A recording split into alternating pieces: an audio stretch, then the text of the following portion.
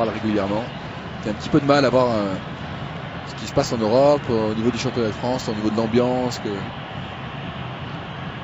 que de l'importance économique qu'a pris le football aujourd'hui dans nos pays. Et il dit qu'il y a beaucoup de fraîcheur en Afrique et ça fait plaisir d'entraîner des sélections pareilles. Alors l'Égypte qui a sans doute pris énormément confiance parce qu'après avoir battu dans le premier match la Libye difficilement 1-0, mais enfin le premier match pour une équipe dont le pays organise une telle compétition, c'est toujours très délicat. Ensuite ils ont assuré contre le Maroc 0-0, il fallait surtout pas s'inquiéter. Et puis ils se sont rassurés vraiment après un très joli score devant la Côte d'Ivoire, 3-0. Alors Didier, qu'il va y avoir une minute de silence très émouvante car cette nuit il y a un ferry égyptien qui a fait naufrage en mer Rouge avec à bord 1400 passagers, des pèlerins égyptiens qui revenaient de la Mecque. Donc cette et quelques centaines de survivants seulement. Terrible catastrophe, une centaine de survivants et 1 millier de disparus. Voilà, une minute de silence qui dure en général 15 à 20 secondes de nos jours, mais enfin qui a été respectée en tout cas. Qui a été respectée. Et donc ce quart de finale qui va pouvoir se dérouler dans quelques secondes avec donc et la prière de Kalamba, le gardien de but congolais. Voilà, en rouge les Égyptiens et en jaune les Congolais. On est parti pour 90 minutes, voire plus, si affinité. On vous le rappelle, on connaît donc, Didier vous l'a dit, le premier qualifié pour les demi-finales, c'est le Sénégal. Attention aux Congolais, ils sont rapides. Ils vont vite, oh là là, c'est passé déjà, juste à côté. Loa, la grande star de cette équipe qui évolue à Portsmouth en Angleterre, qui du droit. Ah oui, ça a sa lucarne absolument bien enroulé de l'intérieur du pied droit. C'est un joueur qui a évolué également à Newcastle il y a quelques années, à l'époque où Newcastle était quand même dans les 6-7 meilleures équipes anglaises et qui était souvent en titulaire. Qui était même devenu la coqueluche de St James Park. Oui, parce qu'après ses buts, il faisait un peu comme Hugo Sanchez. Ouais. Il avait un peu attention à ce ballon. Ce genre de geste, on va dire. Sur le côté droit, avec une talonnade, une belle action égyptienne, un bon centre. Attention, sans problème, ça pouvait être dangereux. Et c'est Ahmed Hassan qui avait semé le trouble dans la défense congolaise. Il a senti que le joueur Hassan allait être bien trop déporté pour réussir à frapper au deuxième poteau, donc il a bien jailli Osam Hassan au premier poteau. Touche en faveur des Égyptiens. On l'appellera Osam parce que sinon ça fera comme tout à l'heure avec les Camara, il y aura un peu trop d'Hassan. J'allais dire Ahmed, mais d'accord, on peut l'appeler. Vous parlez duquel? Je parle du 9 ou du 9 Osam. Osam, d'accord. Osam Hassan. Et de 17 Hassan. Osam Hassan, d'accord. Il y a Osam et Hassan. Ballon sur le côté droit, c'était pour Kinkela, titularisé par Claude Leroy qui, je vous l'ai dit, a été obligé de revoir toute sa défense avec les absences de Kabundi, Bokessé et Mputu qui avait pris un carton rouge dès la première journée de ces éliminatoires, un carton rouge un petit peu stupide.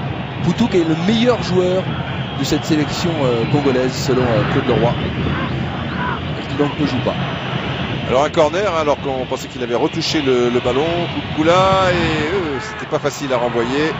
Là il a le temps de lever la tête et relancer extérieur pied droit. Le ballon va sortir. Alors c'est un stade qui est bien sûr très impressionnant car 80 000 personnes, mais il y a une grande piste d'athlétisme, il est assez évasé. Donc ce n'est pas non plus une ambiance cocotte minute comme on peut le voir dans certains stades. Je veux dire, les Congolais ne seront pas forcément étouffés par la grosse ambiance qu'il peut y avoir dans ce stade. Ballon pour Osam. Il va sortir. Ouais.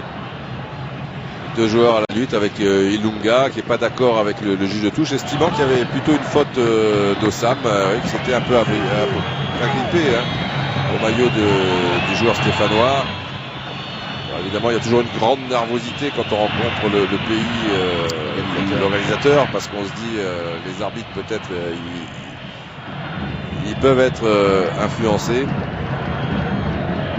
C'est clair, on le sait.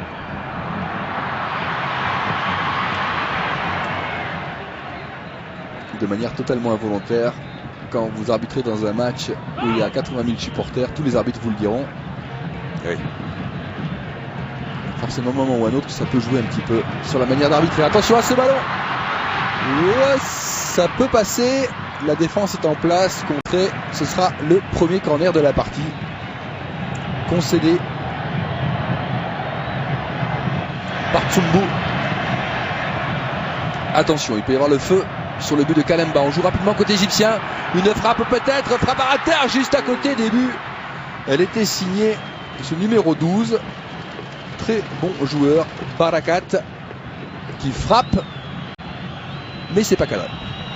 Alors qu'un mail qui lui vient de la République démocratique du Congo, monsieur Victor David Bouilly, qui ne comprend pas pourquoi l'attaquant congolais Poutou ne joue pas, et c'est à cause d'un carton rouge. Et oui, oui. Il est suspendu.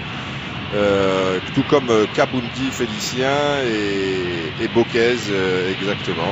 Manu Trésor Poutou. Ces trois joueurs sont malheureusement suspendus pour cette rencontre. Pour le plus grand malheur de Claude Leroy, car il s'agit vraiment de joueurs excellents, de titulaires. C'est pour ça d'ailleurs qu'il a revu toute sa défense. C'est pour ça que, à la base, au départ de ce match, comme le dit Claude Leroy, les Congolais sont vraiment archi battus. Mais, comme il le dit si bien, mes joueurs sont adroits. Ils ont envie de se battre jusqu'au bout. Donc nous verrons bien.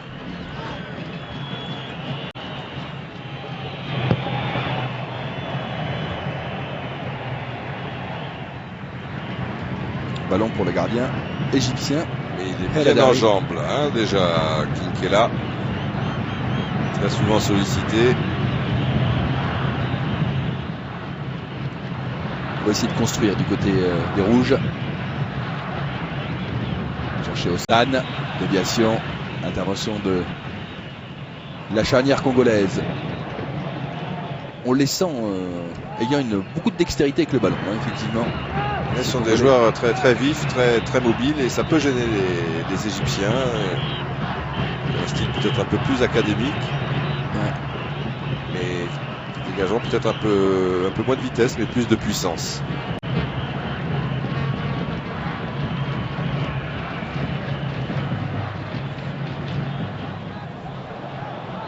El Saka, Shauki ouvre là-bas sur le côté gauche. Pour Tarek, qui n'est pas titulaire contre la Côte d'Ivoire. Faute sur Amré. Décide l'arbitre gambien, M. Sow. Ouais, il est donné un peu fort.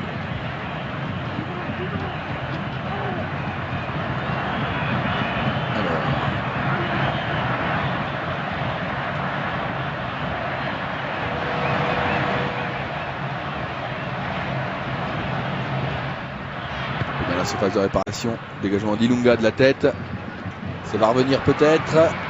Attention à ne pas être hors jeu, ils ne le sont pas. Non, il est parti derrière. Une frappe, c'est un centre, il a voulu centrer Amré.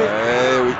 En première intention s'il la met, mais après c'est vrai que c'est tentant de tirer parce que le joueur égyptien qui était au centre ils étaient vite revenus, les Congolais, mais en tout cas ils ont mal joué la tactique du hors-jeu, dans la mesure où c'est vrai que il y avait un joueur qui couvrait. C'était pas tout à fait bien synchronisé. Et c'était une grosse occasion pour l'Égypte qui domine quand même assez nettement pour l'instant. On s'y attendait, c'est le cas. Attention, c'est bon, une nouvelle fois. Il n'a pas anticipé, il n'a pas trop anticipé sur ce centre de Tarek. Vous voyez, ça c'est le départ. Et c'était un joueur qui était un petit peu en haut qui couvrait. Et c'est Amré encore, hein. Tout à l'heure, ça c'était tout à l'heure. Et Amré, à la suite du centre, il n'a pas anticipé. Vous voyez que Hassan Cheata, il devine son match. Hein, On a quand même le sentiment, Didier, que ça va être très difficile pour le Congo. Hein. C'est-à-dire que ça part pas très bien parce que là, les Égyptiens, ils ont vraiment, c'est un attaque-défense. Ils sont en train de confisquer le ballon. Je pense qu'il y a une volonté aussi de la part des Congolais de bien serrer, de ne pas prendre trop de risques dans les 15 premières minutes, parce qu'on s'attend devant un tel public. Il est clair qu'on est obligé d'aller vers l'avant, qu'il y a une furia un petit peu, qu'il faut d'abord contenir tout ça et dans un deuxième temps essayer de jouer un petit peu plus haut.